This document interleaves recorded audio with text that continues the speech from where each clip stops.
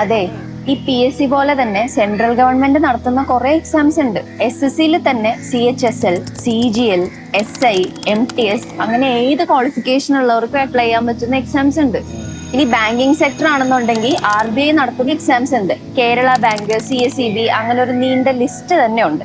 Railway എടുക്കുകയാണെങ്കിലോ NTPC, RPF, group D അങ്ങനെ കുറെ ഉണ്ട്.